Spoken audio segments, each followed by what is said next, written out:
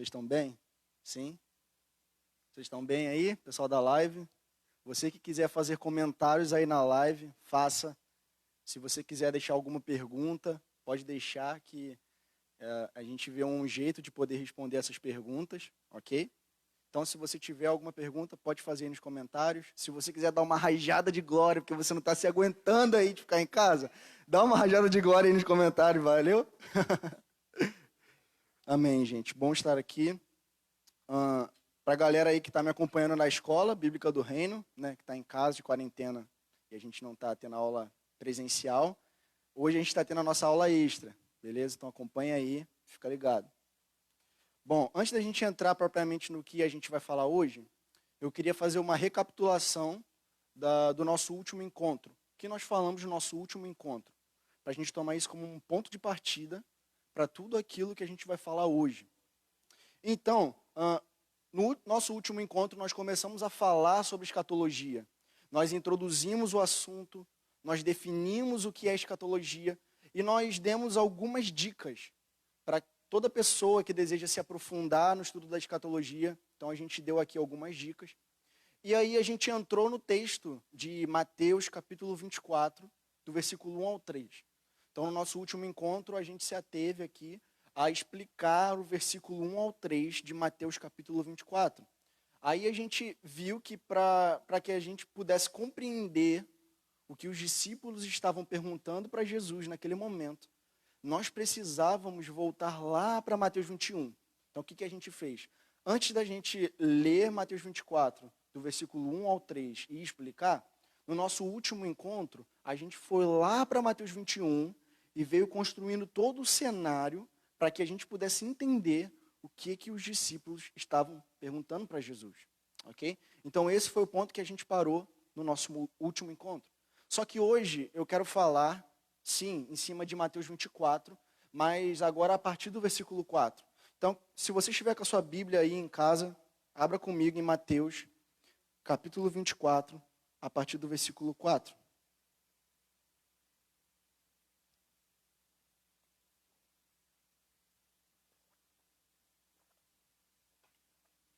Mateus capítulo 24, versículo 4.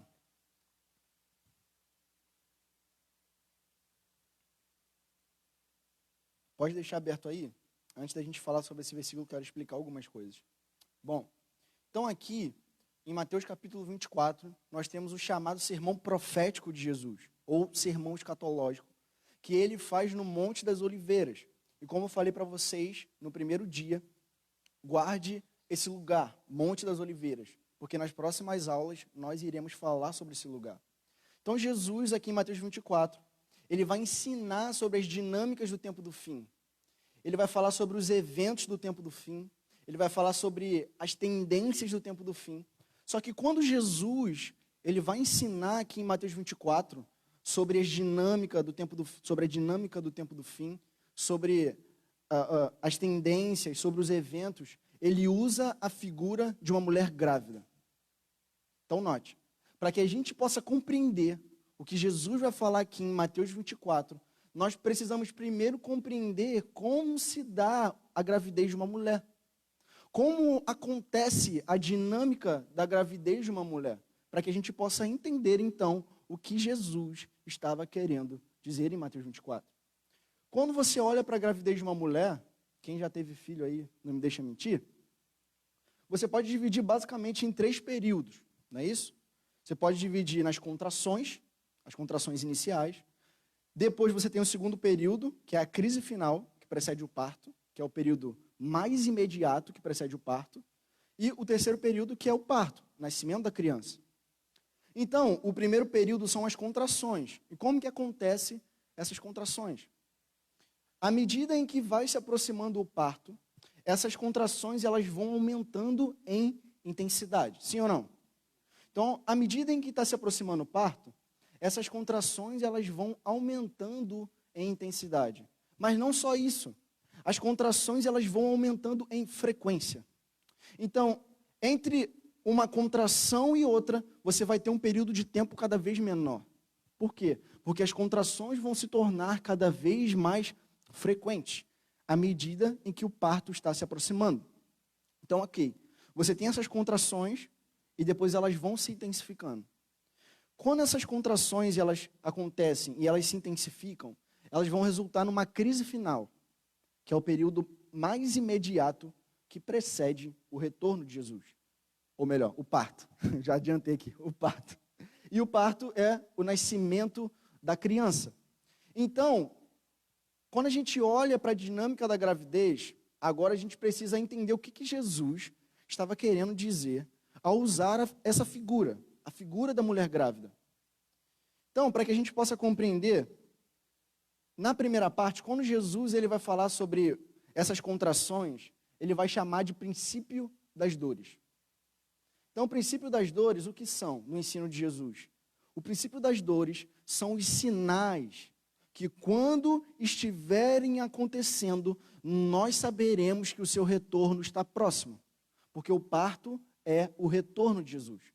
Então, quando a gente olhar para os eventos que estão acontecendo, e a gente vai identificar que aqueles sinais, de acordo com aquilo que Jesus disse, quando eles estiverem acontecendo, nós saberemos que o parto está próximo, que o retorno dele está próximo. Só que aqui, quando a gente olha para as contrações iniciais, nós vamos ver que esses sinais vão acontecer com maior frequência. O que isso quer dizer? Olha lá em Mateus 24, no versículo 34. Mateus 24, versículo 34. Diz assim: em verdade lhes digo que não passará esta geração sem que tudo isto aconteça. Então o que Jesus está falando? Jesus está falando que a geração que vai presenciar o retorno de Jesus, a geração que vai ver Jesus retornando de maneira visível a todo olho, é a geração que vai ver todos os sinais que ele falou nos versículos anteriores acontecendo. Então o que Jesus está falando? Que a geração que vai ver, que vai presenciar o seu retorno, é a geração que vai ver todos os sinais acontecendo. Então, você nota que todos esses sinais aqui do princípio das dores, eles vão ter que acontecer com uma maior frequência. E eu acredito que, de uma certa forma, até ao mesmo tempo, em vários lugares. E a gente vai falar melhor sobre isso. Só que note, quando Jesus está falando aqui, que a geração que vai ver o retorno dele é a geração que vai ver todos os sinais que ele disse acontecendo, aqui fica claro que não é uma coisa acontecendo, não são duas, não são três, mas são todas. Então, não é somente um terremoto acontecer, como a gente vai ver aqui. Não é somente uma epidemia acontecer, são todas estas coisas acontecerem, ok? Então, a geração que vai ver o retorno de Jesus é a geração que vai ver todos os sinais que ele disse acontecendo. E esses sinais vão acontecer com uma maior frequência, e nós poderíamos dizer que até ao mesmo tempo. Esses sinais eles vão acontecer em uma maior intensidade do que nós vemos hoje, e um maior alcance. Por quê? Porque esses sinais eles vão acontecer em vários lugares. Não serão só em lugares específicos, mas em todos os lugares. E como a gente pode afirmar isso? Olha para Mateus 24, versículo 7. Mateus 24, 7. Diz assim: porque nação se levantará contra nação, e reino contra reino. Haverá fomes e terremotos em vários lugares. Só que note, esses vários lugares não é só para terremotos. Esses vários lugares é para todos os sinais que Jesus está falando aqui, referente ao princípio das dores. Então, todos os sinais que Jesus disse aqui, eles vão acontecer com uma maior frequência, com uma maior intensidade e com um maior alcance. Então, só para ficar claro, quando a gente olha aqui para Mateus 24, a gente pode separar aqui esse sermão. A gente pode estabelecer uma estrutura de um sermão. Aqui do versículo 4 ao 14, nós vamos ver o chamado princípio das dores. Mateus 24, do versículo 4 ao 14, são os princípios das dores. Só que aí dentro desse período chamado princípio das dores, nós podemos fazer uma separação. O que seria essa separação? Do versículo 4 ao 8, nós veremos o princípio das dores mesmo, as contrações iniciais. Só que do versículo 9 ao 12, nós podemos falar que são essas dores sendo intensificadas. Então, do versículo 9 ao 12, a intensificação dessas dores. E o versículo 13 e 14, nós vemos qual a resposta que a igreja vai precisar dar nesse contexto. Ok? Só que aí, para a gente falar disso, a gente não vai olhar só para o texto de Mateus 24. Nós vamos olhar também para o texto de Marcos 13. Nós também vamos olhar para o texto de Lucas 21. Porque vocês lembram do que a gente falou no primeiro encontro? Mateus, Marcos e Lucas são os chamados evangelhos sinóticos. Isso significa que acontece ao mesmo tempo. Sinótico é algo que acontece ao mesmo tempo.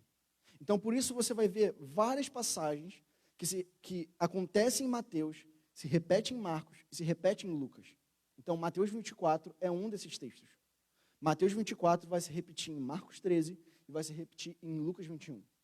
Então, tem algumas informações que nós vamos adicionar sobre o princípio das dores e sobre o que a gente for falando por conta dos outros textos, ok? Então, beleza. Então, o primeiro período já ficou claro. O primeiro período são os chamados princípio das dores. Agora, tem um segundo período. Qual o segundo período? O segundo período é a crise mais imediata que precede o retorno de Jesus. O nome dessa crise é Grande Tribulação. A Grande Tribulação, ela vai durar, segundo Apocalipse, 3 anos e meio. Enfim, a Bíblia vai usar vários termos. 3 anos e meio, 1.260 dias, 42 meses, tempo e metade de tempo. Todas essas nomenclaturas são designados para falar sobre um tempo de um mesmo evento. Qual o evento? A Grande Tribulação, que é o período onde o anticristo vai liderar como um político as nações. É nesse período chamado Grande Tribulação. E esse período é o período mais imediato que precede o retorno de Jesus. E, obviamente, como eu já adiantei, o parto. O parto significa o retorno de Jesus. Então, do versículo aqui 15, deixa eu ver aqui, do versículo 15 ao 28, nós vemos aqui a grande tribulação, ok?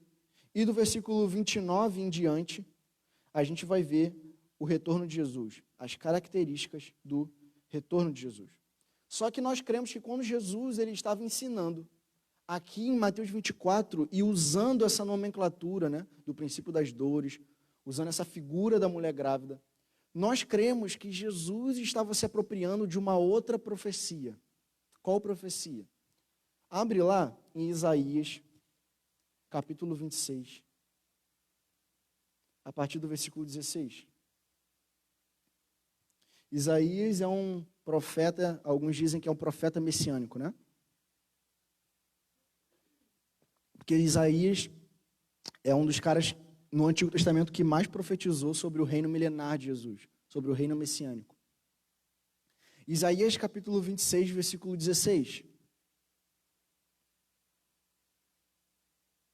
Diz assim: Senhor, na angústia te buscaram, vindo sobre eles a tua correção, derramaram as suas orações.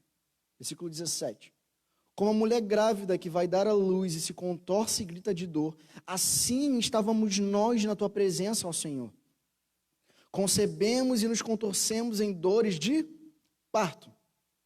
Mas o que demos à luz foi vento. Não trouxemos à terra livramento algum, e não nasceram moradores do mundo. Os teus mortos e também o meu cadáver viverão e ressuscitarão. Despertem e cantem de alegria, vocês que habitam no pó, porque o teu orvalho, ó Deus, será como o orvalho de vida, e a terra dará à luz seus mortos.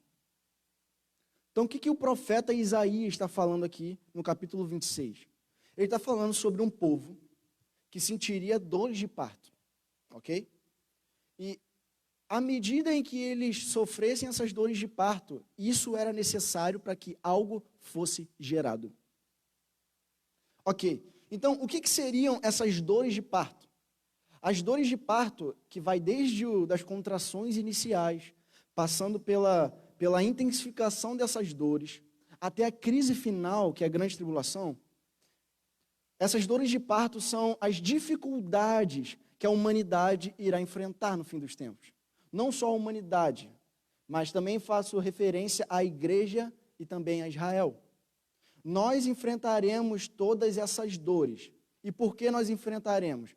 Porque assim como Jesus disse em Mateus 24, e como está profetizado em Isaías 26, é necessário. E por que é necessário? Para que algo seja gerado. Agora olha para o texto, que a gente vai ver o que essas dores de parto vão gerar. Olha para o versículo 19, só para ficar claro. Versículo 19.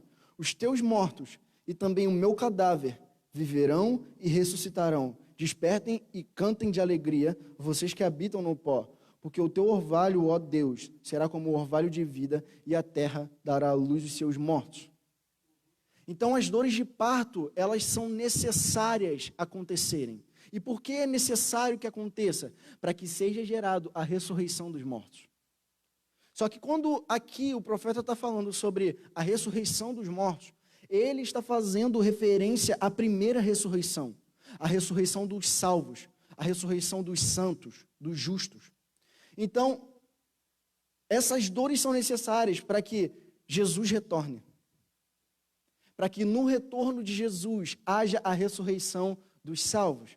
Então, ao soar da última trombeta, ao soar da sétima trombeta, ao final da grande tribulação, Jesus retornará de maneira visível a todo o olho humano. E quando ele retornar de maneira visível a todo o olho humano, nós seremos ressuscitados. Então, aqueles mortos em Cristo, eles irão ressuscitar e receberão corpos glorificados para serem arrebatados com Jesus. E aqueles vivos que sobreviverem a tudo o que vai acontecer, eles vão receber corpos glorificados e também serão arrebatados com esses. Aí quando eu leio isso aqui, eu fico imaginando o cara que foi... Como é que se diz quando você junta o pó de um cadáver e coloca no... Cremado, isso. Aí você imagina o cara que está cremado. Jesus retorna. E aí, como é que vai acontecer a ressurreição do corpo? Eu imagino assim, a jarra, né, se abrindo assim, e o pó voltando assim, ó, que estava desintegrado, voltando e se fazendo, formando um corpo de novo. Então, sim, quando Jesus retornar, haverá a primeira ressurreição, a ressurreição dos salvos, dos justos, ao soar da última trombeta. E não sou eu que estou falando, é a Bíblia. 1 Coríntios 15 vai falar que isso acontece ao soar da última trombeta. E aqui a gente já vai antecipar um pouco o que a gente vai falar nos próximos dias. Se a ressurreição acontece ao soar da última trombeta, qual é a trombeta que acontece então a ressurreição dos salvos? Olhando para Apocalipse, a sétima. Quando você olha para as 6 trombetas iniciais, você vai ver que todas elas são para o derramar de um juízo. Mas quando você olha para a sétima, lá em Apocalipse 11, 14 e 19, você vai ver que essas passagens vão falar que quando soar a sétima trombeta, a liderança desse mundo vai ser trocada. A liderança do mundo não vai ser mais do anticristo, mas vai ser do rei que está vindo.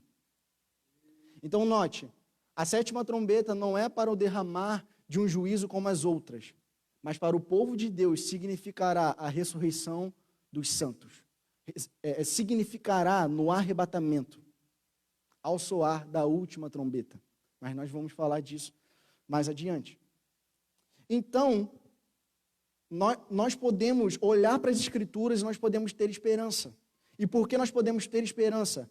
Porque nós vamos enfrentar essas dores? Sim. Se você ouvir um evangelho que te livra das dores, esse evangelho não é verdadeiro. Porque o evangelho não é aquele que somente te livra das dores, mas é aquele que ressignifica essas dores. Ajusta a sua visão sobre essas dores. Quando a gente olha para as Escrituras, nós podemos ter esperança, porque ainda que nós venhamos a enfrentar todas essas dores, ao final disso tudo, nós vamos experimentar a redenção dos nossos corpos. Quando nós olhamos para o âmbito passado da redenção, quando nós olhamos para o aspecto passado da redenção, nós vemos Jesus na cruz. E Jesus na cruz, ele nos livra da culpa do pecado. Jesus na cruz, ele nos livra do domínio do pecado. Só que quando a gente olha para o âmbito da redenção futura, ou seja, o aspecto futuro da redenção, nós olhamos Jesus retornando em glória. E aí não será somente livrar do domínio do pecado, ou somente da culpa do pecado, mas nós seremos completamente livres dos efeitos do pecado. Todos os efeitos do pecado serão removidos no retorno do Rei, no retorno de Jesus. Então nós podemos ter esperança. Aí faz sentido o que Paulo fala em Romanos 8. Abre lá em Romanos capítulo 8. Romanos capítulo 8, versículo 18. Romanos capítulo 8, versículo 18.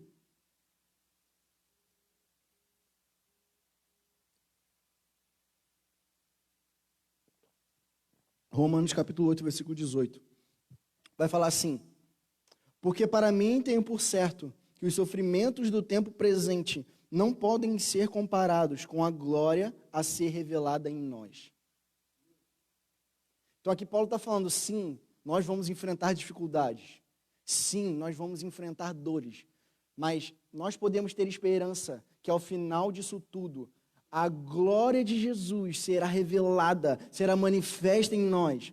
Paulo fala em 2 Coríntios 4, se eu não me engano, que nenhuma tribulação leve e momentânea pode se comparar com o peso de glória que os céus irão revelar.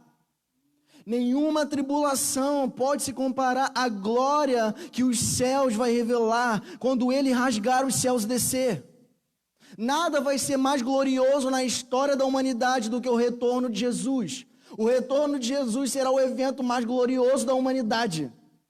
Só que isso significará salvação para uns e juízo para outros. No retorno dele, ou você é amigo de Jesus, ou você é inimigo. Ou você será amigo, ou você é inimigo. Ou você está sob os benefícios da cruz, ou você é culpado pela cruz. E se você for inimigo, eu não quero falar aqui ainda, eu não quero antecipar as próximas aulas, mas meu amigo, olha Isaías 63, olha Apocalipse 19, se você olhar para isso e não sentir terror, eu não sei mais com o que você vai sentir terror. Eu não quero ser um inimigo de Jesus, eu quero ser um amigo que está preparando o caminho para o noivo. Então sim, Romanos 8,18 é sobre algo escatológico, é sobre o retorno de Jesus. Só que aí, aconteceu, ou está acontecendo algo muito curioso. Quando você olha para Romanos 8,19, olha para Romanos 8,19. A ardente expectativa da criação aguarda a revelação dos filhos de Deus. O que a galera começou a falar com esse texto aqui? Que se você é filho de Deus, você tem que agir como um filho de Deus. Bom, se você é cristão, e você professa uma fé cristã, você tem que agir de uma maneira que seja equivalente à sua fé. Que não invalide a sua fé. Ok. Só que quando você olha para Romanos 8,19, e você olha para o versículo anterior e para os versículos posteriores, Romanos 8,19 está falando sobre algo escatológico. Isso aqui não se resume a cristãos, deem uma resposta à fé de vocês. Ainda que sim, nós precisamos fazer isso. Isso é fato. Agora, Romanos 8,19 não está falando somente sobre algo presente. Romanos 8,19 está falando sobre algo futuro. Está falando de que quando ele retornar, a criação vai ver a revelação dos filhos de Deus com um corpo glorificado. E como eu posso afirmar isso? Simples, olha para os versículos posteriores. Olha aí para o versículo 22. Romanos 8,22 vai dizer assim: porque sabemos que toda a criação a um só tempo geme e suporta angústias até agora. Versículo 23. E não somente ela, mas também nós, que temos as primícias do Espírito, igualmente gememos em nosso íntimo, aguardando a adoção de filhos, a redenção do nosso corpo. O que Paulo falou em Romanos 8,18, que é um versículo anterior, e o que está falando nos versículos posteriores? Que Romanos 8,19 não é só sobre algo presente. Romanos 8,19 é sobre um evento escatológico. Qual o evento? O retorno de Jesus. Então não é só cristãos, ajam como cristãos, mas entenda, cristãos, que vocês têm uma esperança futura. É isso que Paulo está falando em Romanos 8,19, que nós podemos ter esperança, e isso é fato. Então, nesse contexto aqui, nós vemos que quando Jesus retornar, ele vai completar a redenção. Ele vai completar a redenção não só dos nossos corpos, não só da igreja, mas ele vai redimir toda a criação. Ele vai restaurar toda a criação como ela era no Éden. Por isso que Paulo está falando aqui, que a criação, depois do pecado de Adão, foi colocada sob um gemido. Toda a criação está gemendo. E esse gemido da criação também diz respeito a abalos físicos. Então, sim, terremotos, tudo isso que acontece na criação é consequência da queda original. Então, sim, a criação ela foi colocada sob um gemido. E qual o gemido da criação? O gemido da criação é, por favor, venha aquele que vai nos restaurar. A criação está gemendo, gemendo por aquele que vai retornar para restaurar todas as coisas, como era no Éden. Então, quando a gente olha para Isaías 26, volta para lá. Não quero fugir muito. Isaías 26.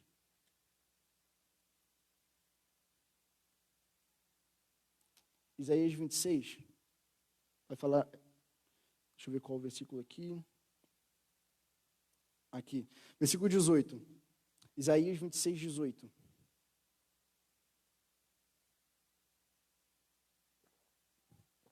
Vai dizer assim: concebemos e nos contorcemos em dores de parto, mas o que demos à luz foi vento. Não trouxemos à terra livramento algum e não nasceram moradores do mundo. Então note, aqui deixa claro qual é a missão da igreja. A igreja não vai trazer a redenção de todas as coisas, no sentido de que ela, na força do seu braço, vai restaurar toda a criação. A função da igreja é preparar o caminho para aquele que vai trazer a restauração de todas as coisas. O papel da igreja é preparar um caminho para aquele que vai retornar. Então, note, a igreja é como se fosse uma comunidade de precursores. O que é precursor? Precursor é alguém que se adianta, é alguém que vai à frente, anunciando uma mensagem, a mensagem de que algo vai acontecer, ou de que alguém está vindo, a fim de que aqueles que estiverem ouvindo se preparem. Isso é um precursor. Então, sim, você olha para João Batista. Então, a lógica é, assim como João Batista está para a primeira vinda, a igreja está para a segunda. Por quê? Porque a igreja tem a missão de preparar o caminho para o retorno do noivo, daquele que é noivo. Então, sim, nós temos uma mensagem a anunciar. Nós temos uma mensagem não mudou. A mensagem é a mesma que João Batista pregava, é a mesma que Jesus pregava. A mensagem é: arrependei-vos, porque é chegado a vós o reino. E por que é chegado a vós o reino? Porque é chegado a vós o rei. E quando o rei retorna, ele estabelece o reino e seu retorno. Então nós temos uma mensagem a anunciar: se arrependam porque ele está vindo. Arrependam-se agora porque ele está vindo. Nós temos uma mensagem a anunciar para o mundo. E não somente isso, mas a igreja deve anunciar por meio de um estilo de vida. A igreja deve mostrar para o mundo: olha a maneira como nós criamos os nossos filhos, olha a maneira como nós tratamos os nossos cônjuges. Tudo isso indica para o mundo que nós somos um tipo de gente que vai habitar na criação depois que ela for restaurada por Jesus. Então, até a maneira como nós lidamos com as coisas mais práticas dessa vida vão indicar o tipo de esperança que nós temos das coisas vindouras. Porque a esperança que nós temos do futuro modela o nosso presente. O que nós esperamos vai determinar como nós esperamos. Porque a esperança do futuro modela o presente. Então, sim, quando nós temos uma esperança bíblica ajustada, isso vai afetar tudo, até a maneira como você enxerga trabalho. Eu não quero falar disso aqui, mas imagine, não quero colocar isso como uma verdade para você, mas imagine que no milênio, Jesus venha redimir o seu trabalho e você continue fazendo o trabalho que você faz hoje, mas no milênio. Mas amém, isso aí é um assunto para outro dia. Aí imagina o Rodrigo lá, Tipo, o cara trabalhou com obra a vida inteira e tal. Aí quando chega no milênio, então, a gente agora vai começar a restaurar todas as coisas, vai restaurar todas as áreas. Só que aí, a gente vai precisar restaurar as cidades lá que foram destruídas. Aí quem vai lá? O Rodrigo. Isso aí, o Rodrigo vai lá no milênio, o corpo glorificado, e vai lá redimindo, né? Vai lá construindo. Enfim. Então, a igreja é uma precursora. A igreja deve preparar um caminho. Ok. Agora, a gente já falou sobre Isaías 26, volta lá para Mateus 24.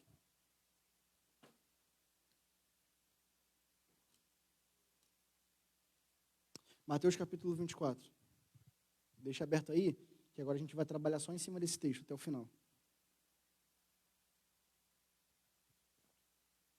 Olha para o versículo 4. Versículo 4. Então, nós vemos que quando Jesus está falando aqui em Mateus 24, ele, como eu já falei para vocês, ele dá sinais, ok? E esses sinais nós podemos dividir em categorias. Se você estiver anotando, anote aí. Sinais em formas de eventos, sinais em formas de tendências e sinais em formas de abalos físicos. Vou repetir para a galera que está em casa anotar, também a galera que está aqui. Sinais em forma de tendências, sinais em forma de eventos e sinais em forma de abalos físicos. Então, os sinais em forma de tendências a gente vai falar agora. Os sinais em forma de eventos, que é o que eu não vou falar hoje, que seria a grande tribulação, o aparecimento do anticristo. Esses são sinais em forma de eventos, ok? Obrigado. E sinais em forma de abalos físicos, nós vamos falar hoje, ok? Que são terremotos, maremotos e sinais nos céus. Mas a gente vai falar sobre isso. Foi? Todo mundo anotou? Beleza? Joinha? Joinha parece até de canal de YouTube, né? Deixa o joinha aí, valeu? Galerinha do canal, deixa o joinha aí. Então, agora a gente vai começar a falar sobre os sinais negativos que Jesus falou aqui. Então, antes da gente falar do sinal positivo, a gente vai falar sobre o sinal negativo, os sinais negativos.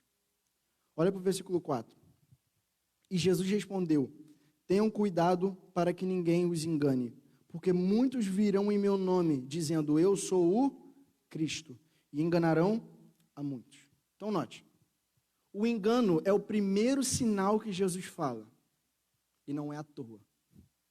O engano é o primeiro sinal que Jesus fala, porque essa será a maior característica do tempo do fim. O engano será a maior característica do tempo do fim. Por isso é o primeiro sinal que ele fala. Só que aí, quando Jesus ele fala sobre o engano, o que ele fala? Vai vir pessoas falando que eu sou o Cristo. Então, note. Quando Jesus está falando isso, ele não fala que vai vir pessoas se apresentando como se fosse Jesus. Pode acontecer? Pode. Agora entenda, ele está falando aqui sobre pessoas que estão se apresentando como se fossem Cristos. Cristo é Messias. Então, toda pessoa, ainda que não se apresente como Jesus, mas que acha que foi ungida por Deus ou separada por Deus, que está vindo para a humanidade, para resolver os problemas da humanidade e trazer uma falsa paz mundial, esse é um falso Cristo, um falso Messias. Então, aqui não está falando só de alguém vindo falando assim, olha, eu sou Jesus. Porque cabe a nós aqui, fica entre nós aqui. Você iria se enganar se alguém chegasse para você e falasse, eu sou Jesus?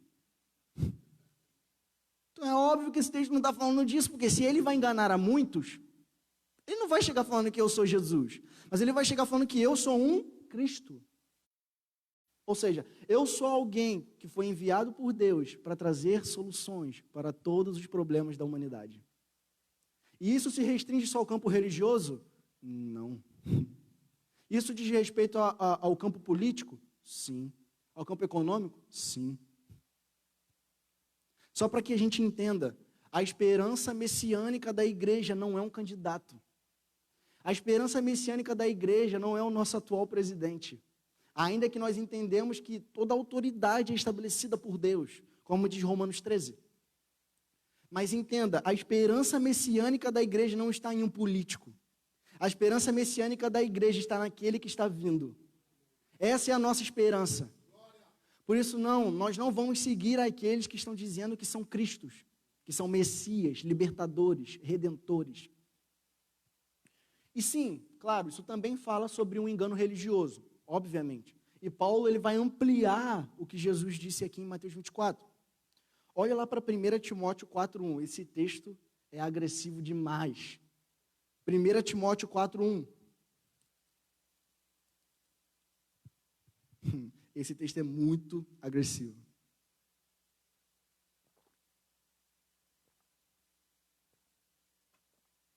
Primeira Timóteo 4:1. Diz assim. Todo mundo achou aí? Então vamos lá. Tipo, eles não podem me responder se eles acharam, né? Mas responde aí nos comentários se você achou. Né? Estão respondendo? Acharam? Então, beleza, então vamos lá. 1 Timóteo 4:1 diz assim: Ora, acharam mesmo? Ora, o Espírito afirma expressamente que nos últimos tempos alguns apostatarão da fé por obedecerem a espíritos enganadores e ensinos ou doutrinas de demônios. Agora vai para 2 Timóteo 4:3. 2 Timóteo 4:3. Esses textos são extremamente pesados. 2 Timóteo 4:3 vai dizer assim, para a gente ganhar tempo. Pois virá o tempo em que não suportarão a sã doutrina. Pelo contrário, se rodearão de mestres, segundo as suas próprias cobiças, como que sentindo coceira nos ouvidos. Então, note, o que Paulo está falando a Timóteo? Tanto em 1 Timóteo capítulo 4, quanto em 2 Timóteo 4. Que existiriam pessoas no tempo do fim que iriam se apostatar da fé. Ou seja, elas iam voluntariamente rejeitar a verdade em que elas criam para abraçar uma doutrina de demônios. Então, Paulo está falando sobre uma apostasia. Sim, eu acredito que a apostasia irá ser bem pior do que é hoje. Eu acredito que ainda vai piorar. Mas nós já vemos uma certa medida da apostasia. Sim, exatamente. Só que eu acredito que isso ainda vai piorar muito. Quando João ele vai falar sobre o espírito do anticristo, em 1 João 4, ele fala que o espírito do anticristo já está atuante no mundo. Então, note, nós ainda não vimos o anticristo se manifestar. Nós ainda não estamos na grande tribulação, mas o espírito do anticristo já está atuante. E quando João está falando sobre o espírito do anticristo, ele está fazendo referência a falsos mestres, que já existiam naquela época. Então, ele já estava combatendo falsos mestres. Então, o que são, né, os falsos mestres? Falsos mestres são aqueles que, conduzidos pelo espírito do anticristo, vão reproduzir, vão ensinar doutrinas de demônios. E doutrinas de demônios são doutrinas que vão contra Cristo, contra quem Jesus é, ok? Então, isso vai acontecer. E o pior, as pessoas, elas vão voluntariamente rejeitar a verdade. Não vai ser só algo do tipo assim, por ignorância. Não vai ser só tipo assim, eu vou seguir um falso mestre porque eu sou ignorante quanto à verdade. Mas o que Paulo está falando aqui é sobre pessoas que vão voluntariamente abandonar a fé para abraçar doutrinas de demônios. E isso não é só algo involuntário e ignorante. Isso é algo intencional. Pessoas intencionalmente, sabendo o que estão fazendo, vão abrir mão da verdade para se rodear de mestres que ensinam aquilo que elas querem ouvir. Aí você começa a entender, se eu não me engano, em Ezequiel, vai falar sobre profetas que profetizam segundo a idolatria do coração do homem. Então sim, querido, você vai ver pessoas que vão se rodear de mestres que ensinam sobre a teologia da prosperidade, porque elas idolatram o dinheiro. Pessoas vão querer viver uma vida de qualquer forma, libertina, e vai se aproximar de mestres que ensinam a hipergraça. Eu não tenho dúvidas disso, e eu não tenho nem um pouco de preocupação em falar sobre isso. Porque isso já está acontecendo. As pessoas, segundo o seu desejo, vão se rodear de mestres que ensinem e que fundamentem o estilo de vida delas. Pessoas não seguem a teologia da prosperidade por ignorância somente. Pessoas seguem a teologia da prosperidade porque amam o dinheiro.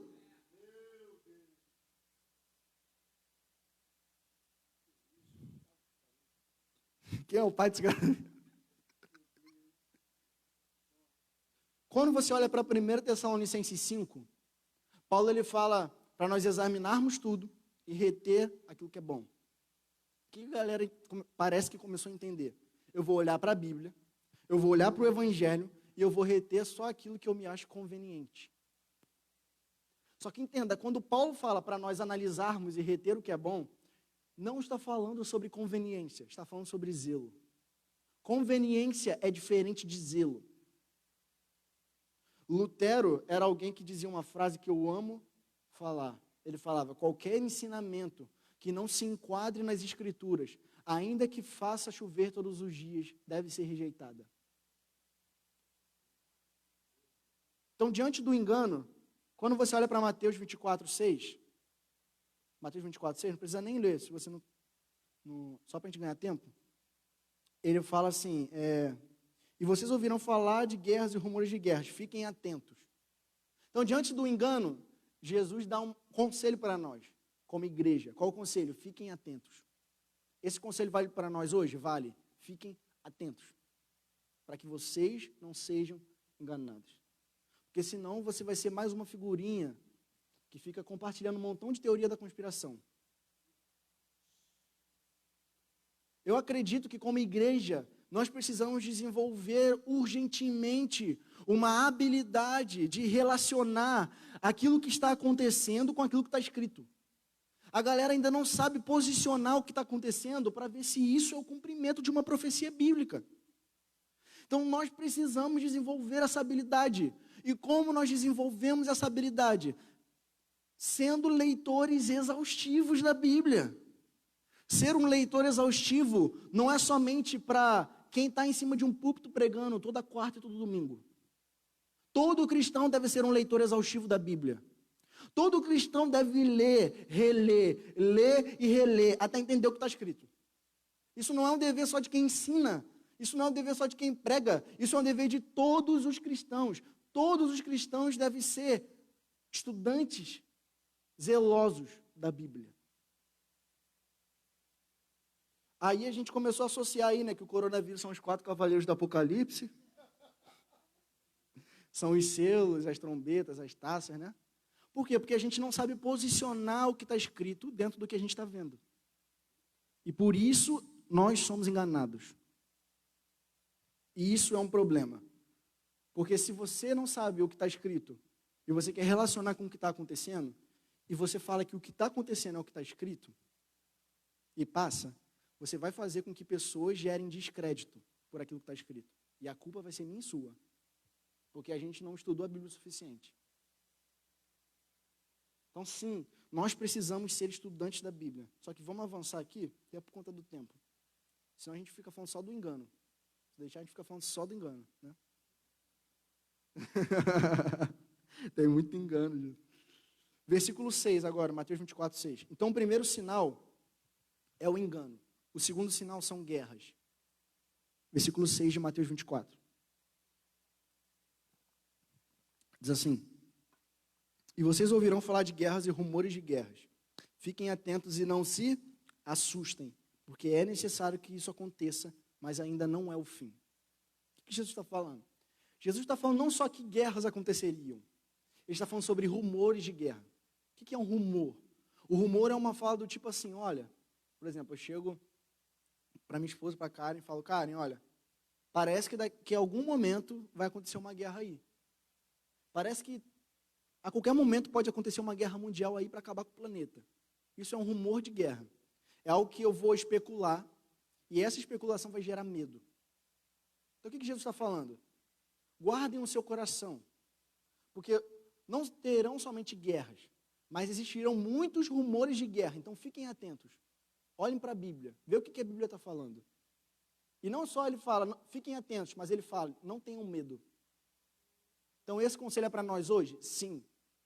Não permita com que o seu coração seja tomado por medo, mas que o seu coração seja tomado por confiança. quem é nascido de novo, a igreja, deve ser tomado por confiança. Em que sentido confiança? Que a história não é um conjunto de eventos aleatórios. A história não é um conjunto de eventos desconexos. A história é sobre Deus cumprindo o seu plano eterno. Então, sim, nós podemos ter confiança. Porque nós sabemos que a história não é coisas acontecendo ao acaso. A história é sobre Deus cumprindo o seu plano. E Deus orquestrando todas as coisas para que o seu plano, que foi mostrado no Gênesis, venha se consumar em Apocalipse. Então nós podemos ter confiança, nós podemos ter esperança como igreja. O nosso coração, diante de tudo aquilo que a gente está vendo, não pode ser tomado por medo. Ainda que tudo conspire para isso. O nosso coração tem que ser tomado por confiança. Eu sei que isso às vezes parece ser um pouco difícil. É por isso que Jesus fala, juntamente com não tenham medo, ele fala, fiquem atentos. Que quando você olha para a Bíblia, você é tomado por esperança. Então, ok. Versículo 7. O terceiro sinal, então. O primeiro é engano, o segundo é guerras, o terceiro são conflitos étnicos. Versículo 7 vai falar assim, porque nação se levantará contra nação e reino contra reino. Haverá fomes e terremotos em vários lugares. Eu quero ficar nessa primeira parte aqui para a gente explicar isso. Porque nação se levantará contra nação. Nação aqui, no original, é etnos. É o termo usado para etnia. Então, note. Quando Jesus está falando nação contra nação, ele não está falando só Brasil contra Estados Unidos, ou Estados Unidos contra a China. Ele está falando sobre conflitos étnicos. Um conflito étnico pode acontecer dentro de uma mesma nação. Então não é somente uma guerra entre uma nação e outra, mas são conflitos internos dentro de uma mesma nação. É isso que ele está falando aqui. Ok, conflitos étnicos. Outra coisa que a gente vê aqui, que é o quarto sinal, conflito econômico. Ele fala reino contra reino. Reino aqui tem o sentido não só do tipo de governo de monarquia, mas também no sentido de sistemas, de organizações, umas contra as outras. Ok? Conflitos econômicos. Quinto sinal, fome, que também está no versículo 7. Quando tem conflitos étnicos e quando tem conflitos econômicos, isso vai resultar em fome. Vai acontecer muita fome. E o sexto sinal, que eu quero me ater a falar um pouco mais aqui, para a gente entender um pouco do que eu estou falando. Em Mateus 24, 7, se vocês estiverem com a Almeida Corrigida Fiel, aí vai falar pestes, em Mateus 24, 7. Por exemplo, a minha versão é NAA, que é uma versão que eu gosto muito, mas ela não usa pestes aqui. Porém, para a gente ficar tranquilo, em Lucas 21 vai falar pestes. Então, estamos em casa, beleza? Tanto Mateus 24, 7, na Almeida Corrigida Fiel, quanto em Lucas 21, vai falar sobre pestes. Ou seja, vai haver o aumento de epidemias na humanidade. Só que aí, pausa, vamos entender o atual cenário que a gente está vivendo. Quando a gente olha para isso, o que parece? Bom, está tendo aí o coronavírus, isso quer dizer que a gente já está na plenitude do princípio das dores. Só que eu tenho um forte motivo para discordar disso. Eu acredito que nós estamos caminhando para a plenitude do princípio das dores, mas eu ainda não acredito que nós já estamos vivendo a plenitude do princípio das dores. E eu vou falar o porquê. Se nós já estivéssemos vivendo a plenitude do princípio das dores, qual seria o próximo evento na agenda de Deus? A grande tribulação. E nós ainda, diante de Mateus 24, nós ainda não vemos um cenário montado para o anticristo aparecer. Ainda que nós possamos estar caminhando para lá, e o coronavírus possa indicar que nós estamos caminhando para essa plenitude do princípio das dores, ainda não é a plenitude. Porque se fosse a plenitude, o anticristo já podia aparecer. Então o próximo evento na agenda de Deus seria a grande tribulação. Mas eu acredito que ainda não seja. E por quê? Porque como eu falei no início, não basta um sinal acontecer. Todos os sinais têm que acontecer. E quando você olha para todos os sinais de Mateus 24, Marcos 13 e Lucas 21, você vê que eles ainda não estão acontecendo em plenitude. Em intensidade como tem que acontecer. Em alcance, ou seja, acontecendo em vários lugares, ao mesmo tempo. A gente ainda não vê isso. Então sim, o coronavírus pode indicar que nós estamos caminhando para lá. Mas ele ainda não indica que nós já estamos, a um passo da grande tribulação. Ficou claro? Ou, se você acredita em um arrebatamento secreto, o princípio das dores ainda não está totalmente cumprido para Jesus voltar secretamente, ainda que eu não acredite dessa forma. Beleza? Mas eu vou falar para você mais aula, galera. Quero indicar um livro, é a minha atual literatura, é o que eu estou lendo atualmente. O nome do livro é Esperança Abençoada, George Eldon Laade. Leiam esse livro. E não só esse livro, tem um livro dele também, George Eldon Laade, chamado Evangelho do Reino. Esses dois livros são incríveis. Esperança Abençoada é a minha atual literatura e Evangelho do Reino eu já acabei. Muito bom mesmo. Então, ok. Sexto sinal, doenças. Sétimo sinal, terremotos. Versículo 7 de Mateus 24 vai falar isso. E também Lucas 21, 11. E não terremotos só específicos. Tipo assim, um terremoto aconteceu ali na China, depois acontece em outro lugar, depois acontece em outro lugar. Mas terremotos acontecendo em grande escala, como nunca foram vistos na humanidade até hoje, em vários lugares. Então, isso também é mais um indicativo que nós ainda não vivemos a plenitude do princípio das dores. Mas estamos caminhando para lá, exatamente. Então, sim, a criação ela já se encontra nesse gemido, nessas dores. Mas ainda não estamos na plenitude a ponto de o próximo evento na agenda de Deus ser a grande tribulação. E isso eu falo tranquilamente olhando para Mateus 24. Ok? E eu não digo isso só como uma perspectiva minha. Só para deixar isso claro. Eu não estou vindo aqui para apresentar algo que só eu penso. Isso é algo que está sendo conferido por vários líderes na nação. E todos eles falam exatamente a mesma coisa que eu estou falando. Eu jamais falaria isso se não fosse com conferência nas escrituras e ver o que os líderes na nação estão falando. Beleza? Teve um cara que fez... Foi quando a live com o Luiz Hermínio, do Ângelo Basso? Foi ontem ou anteontem? Acho que foi ontem ou anteontem, foi isso? Esse cara, ouçam esse cara também, Ângelo Basso. Se vocês não conhecem, ouçam esse cara também. Ele fez uma live com o Luiz Hermínio, Ângelo Basso. Ele está fazendo uma série lá no YouTube chamado Boletim Profético. Já está no 6º Boletim Profético. E dos boletins proféticos, ele tenta posicionar o que está acontecendo com o que está escrito. Só que pensa num cara inteligente. É ele. Beleza? Então, aqui. Oitavo sinal, sinais no céu. Isso vai falar lá em Lucas 21, 11 e Mateus 24, 29. Vou avançar aqui para a gente ganhar tempo. Sinais no céu vão acontecer, nós não sabemos ainda muito bem o que são esses sinais, mas nós cremos que ainda não está acontecendo em plenitude. Outra coisa, distúrbios no mar, é o 9º sinal, ou seja, aumento de maremotos. Aí a gente finalmente chegou aí em Mateus 24, 9, que é a intensificação dessas dores.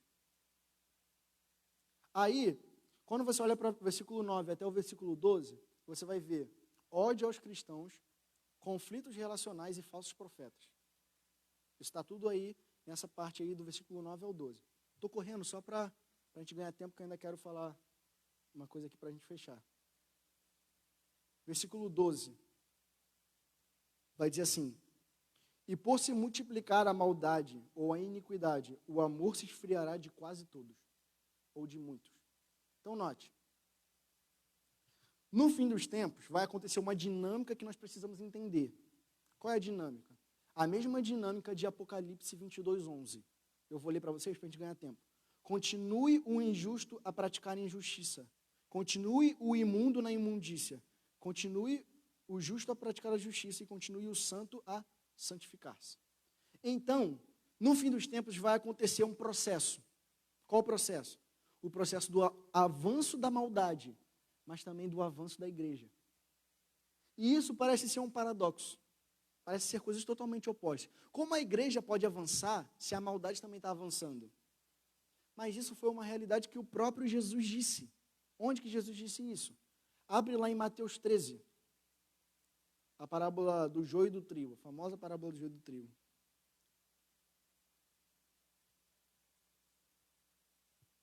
Que a galera fala que o joio é tipo aqueles crentes mais ou menos, né? Que às vezes está no culto, às vezes não.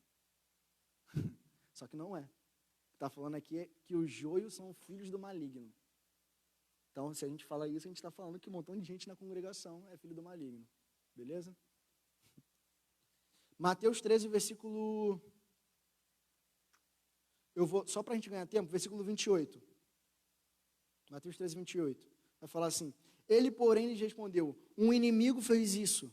Mas os servos lhes responderam: o Senhor quer que a gente vá e arranque o joio? O dono da casa respondeu, não. Porque ao separar o joio, vocês poderão arrancar também com ele o trigo. Deixem que cresçam juntos até a... Vou repetir. Deixem que cresçam juntos até a colheita. E no tempo da colheita direi aos ceifeiros, ajuntem primeiro o joio e amarrem-no em feixes para ser queimados, mas recolham o trigo no meu celeiro. Como Jesus está ensinando, Mateus 13, ele vai explicar a parábola, porque Jesus é um bom mestre. Jesus, ele fala uma parábola e explica para os discípulos. Então, ele é excelente. É que nem Paulo. Paulo, ele ensina uma doutrina e depois ele diz o como. Tipo, ele fala, não apagueis o espírito. Como? Não desprezando as profecias. 1 Tessalonicenses 5. Então, Jesus é um excelente mestre, um perfeito mestre. E aí ele vai explicar para os discípulos o que significa a parábola do joio e do trigo. Então, ele vai falar, o joio são os filhos do maligno, a maldade. E o trigo são os filhos do reino, ou seja, a igreja. E o que Jesus está falando aqui na parábola? Que eles vão ter que crescer juntos até o tempo da colheita. E o que é a colheita? Ele vai explicar também. A colheita é o fim dos tempos. Então, até o tempo do fim, até o tempo do retorno de Jesus, a maldade vai ter que alcançar a sua plenitude. Mas a igreja também vai alcançar a sua plenitude. Só que o avanço da igreja não vai resultar em todo o extermínio da maldade. O avanço da igreja vai ser um testemunhar de uma realidade vindoura, mesmo em meio a um século mau, ainda que isso custe perseguição, ainda que isso custe martírio. Então não, a igreja não vai conseguir exterminar toda a maldade existente no mundo, mas ela vai testemunhar em meio à maldade sobre uma realidade vindoura. Então, se Jesus está falando em Mateus 24, sobre guerras e rumores de guerras, aí quando você vê lá na frente, você vê que no reino milenar, as pessoas vão desaprender o que é guerra. Olha para Isaías, capítulo 2.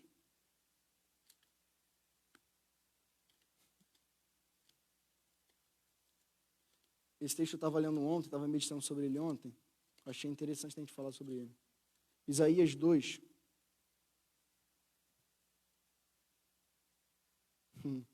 Aqui já é a correção do que estava acontecendo lá no princípio das dores. Aqui já é Jesus reinando, no milênio. Beleza? Eu não vou ler tudo, mas olha o versículo 4.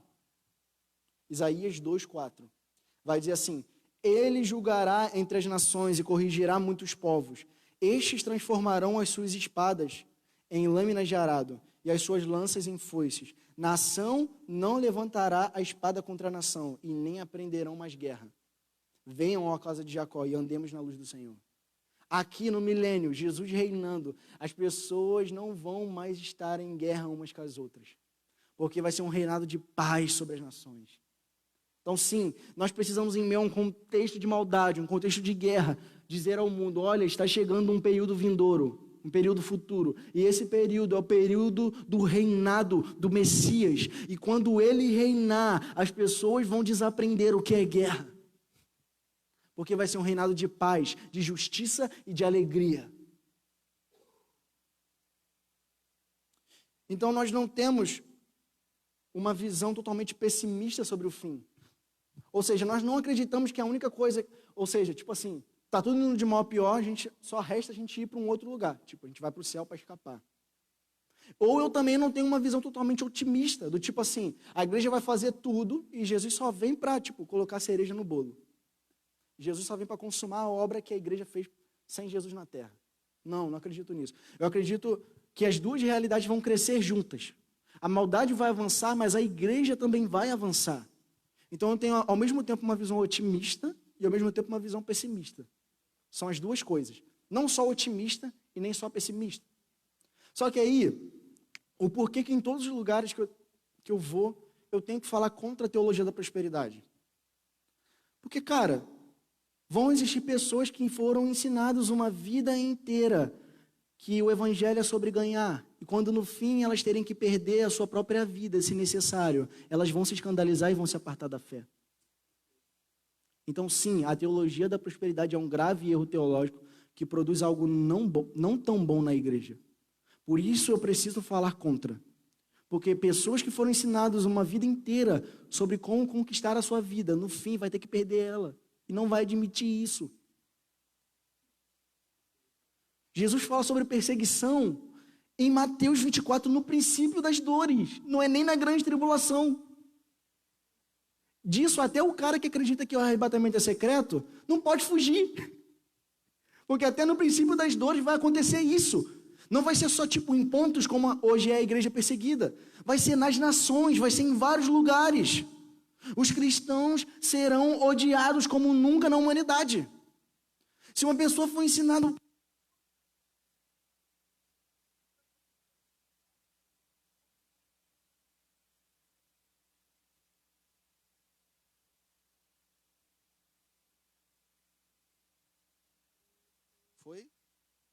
Foi, né? Então, por isso, nós precisamos falar contra isso. Agora, olha para o versículo 13. A gente já está indo para o final. Já vai acabar. Mateus 24, 13.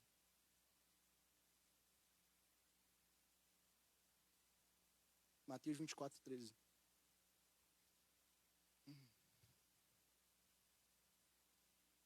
Aquele, porém, que ficar firme até o fim, esse será salvo. O que esse texto está falando? Esse texto não está falando que...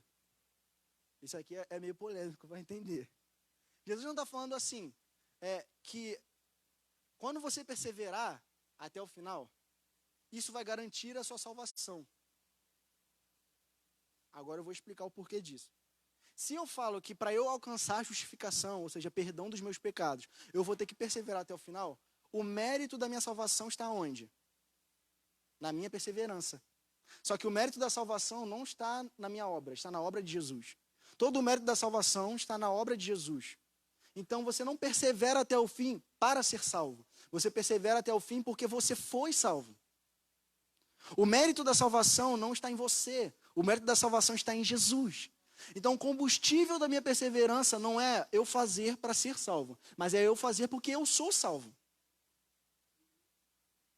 Então, Gabriel, se Jesus está falando isso, o que isso quer dizer então aqui em Mateus 24? Simples, é só você olhar para aquilo que ele vai falar nos versículos posteriores e anteriores.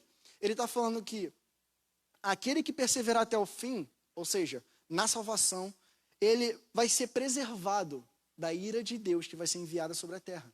Então a salvação não tem um sentido de justificação, de salvação de pecados, que você não alcança por obras a justificação. Mas está falando sobre uma preservação em meio a um tempo de juízo. E agora, para a gente encerrar, versículo 14. Tem quanto tempo aí já? Acho que começou, mas... Enfim, vamos caminhar para o final. 40? Mais? Meu Deus.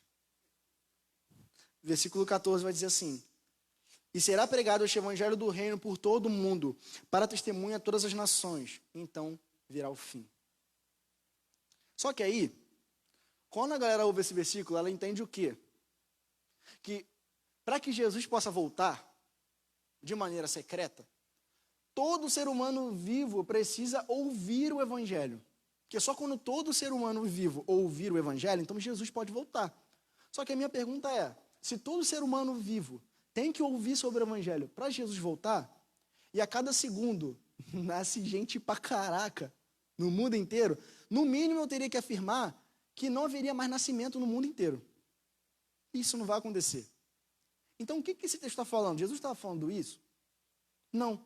Jesus está falando do testemunho da igreja nas nações. É diferente de toda pessoa viva ouvir sobre o evangelho. Porque isso não vai acontecer. Ok? Até porque a cada segundo nasce, se eu não me engano, mais de 4 pessoas. A cada segundo no mundo. Enfim. Então, o que significa esse testemunho? O testemunho inclui sinais poderosos. Aqui agora eu quero, para a gente caminhar para o final. Quando Jesus curava nos evangelhos, ele não curava por curar. Quando Jesus curava nos evangelhos, ele não curava para, mostrar para o povo judeu que ele tem poder. Porque se fosse só isso, se isso bastasse, no Antigo Testamento o povo judeu viu diversas manifestações de poder. Então, quando Jesus curava, não era só para mostrar poder, mas Jesus curava para mostrar que iria vir uma realidade em que não haveria mais enfermidade sobre a terra.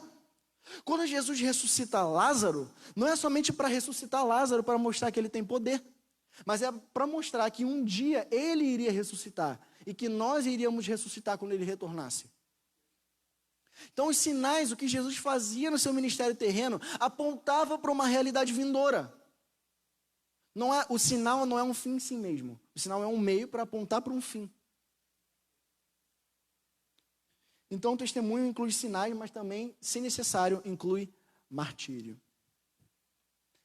E isso é pesado de falar. Quando Atos 1:8 fala que nós fomos revestidos de poder para sermos testemunhas em Jerusalém, Judéia, Samaria, os confins da terra, a palavra ali para testemunha é mártir, de mártire. Então, sabe quando eu sei que eu estou sendo cheio do Espírito Santo? Todos os dias, sabe quando eu tenho a convicção de que o Espírito está me enchendo quando eu estou no meu devocional? É quando eu sinto que eu estou morrendo mais um pouquinho. Porque um avivamento pessoal é quando eu sou tão cheio do Espírito que cada vez eu me torno mais como um cadáver. Avivamento é alguém experimentando um enchimento do Espírito de tal forma que a pessoa vai morrer para as suas vontades. Se você acha que ser cheio do Espírito é só fluir nos dons espirituais, você está extremamente enganado. Porque a igreja de Corinto fluía nos dons e era a igreja mais carnal do Novo Testamento. Então, ser cheio do Espírito não é somente fluir em dons. Ser cheio do Espírito é você ser tão cheio, mas tão cheio que você está disposto a morrer.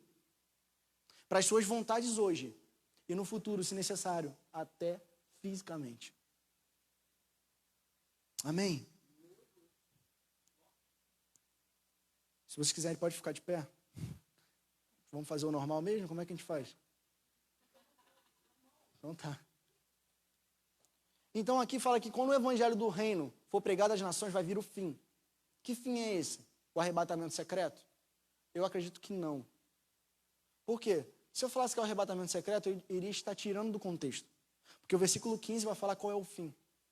O fim é o desencadear dos outros eventos do fim dos tempos. Então, quando o evangelho do reino for pregado nas nações, então as nações vão estar sendo preparadas para a realidade que vai vir, a realidade do fim. Quando eu falo fim, não é só no sentido de término, de algo acabando, mas de algo que está indo para o desfecho final. Por exemplo, eu estava vendo um filme ontem, com a Larissa, com a Alan, com a minha esposa.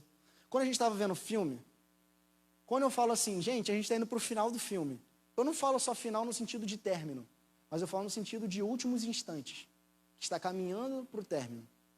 Então entenda, fim aqui não tem o sentido de acabar, tipo, o evangelho do reino for pregado nas nações, acabou tudo. Não. Aqui está falando que quando o evangelho do reino for pregado nas nações, isso está apontando que o desfecho da história está chegando.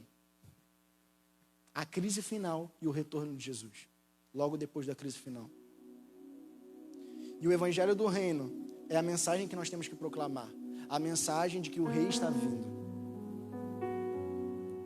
Algo que um cara que eu amo ouvir, Harold Walker, vejo várias aulas dele, Harold Walker, ele diz o seguinte: o evangelho que vai alcançar os confins da terra é o evangelho que primeiro alcançou os confins do seu coração. Antes do evangelho ser pregado por você, ele precisa queimar no seu coração. A mensagem do reino, antes de ser proclamada nas nações, precisa queimar no coração da igreja primeiro. E sabe, sim, 2 Pedro 3 vai falar que nós podemos apressar a vinda. Isso para mim, a primeiro momento, soou estranho. E por que soou estranho? Caramba, como a igreja tem a capacidade, como a igreja ela pode ter o poder de apressar a agenda de Deus? Como isso é possível? Aí eu fui olhar no original, olhei no grego, tem vários manuscritos, fui olhar. Quando eu olhei, não estava diferente, estava exatamente isso. Estava falando que nós devemos esperar e apressar a vinda. Só que ali apressar não é no sentido de tipo assim, eu me aprontar somente. Está falando que literalmente nós podemos apressar a vinda. E como nós apressamos a vinda? Nos aprontando para ela e anunciando que outros se preparem para ela. Então sim, nós devemos apressar a vinda. Nós podemos apressar a vinda sob o poder do Espírito Santo. Então nesse momento eu quero fazer uma oração. Você que está aí na live, todos que estão aqui também. Se você que estiver aí na live e estiver ouvindo isso agora, feche seus olhos aí. Quero orar sobre a sua vida. Pai, nós oramos em nome de Jesus essa manhã. Nós rendemos graças ao Senhor, porque ainda que o nosso coração, por vezes, tente ser tomado pelo medo, que o nosso coração nesses dias seja tomado por confiança e esperança como igreja. Eu oro para que a mensagem sobre o reino de Deus e sobre o fim dos tempos volte a arder no nosso coração. Que o Senhor desperte em nós a saudade pelo noivo. Nós queremos todos os dias ao acordar dizer para você, Jesus, que nós temos saudades. Que nós temos saudades do Senhor entre nós. Que nós queremos que o Senhor retorne logo. Nós não aguentamos mais viver isso se o Senhor não voltar logo. Por favor, apresse o seu retorno. Nós queremos nos aprontar para essa realidade. Nós queremos reservar o óleo da intimidade.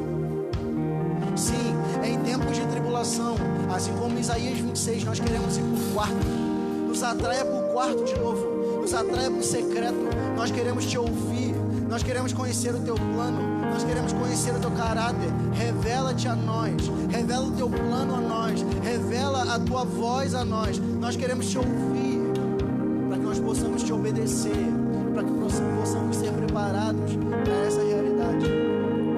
Obrigado, Senhor, e que essa mensagem ecoe no coração daqueles que estiverem me ouvindo. Que essa mensagem não seja roubada por Satanás, mas que essa mensagem crie raízes no interior, gere frutos na prática de vida. Essa é a nossa oração.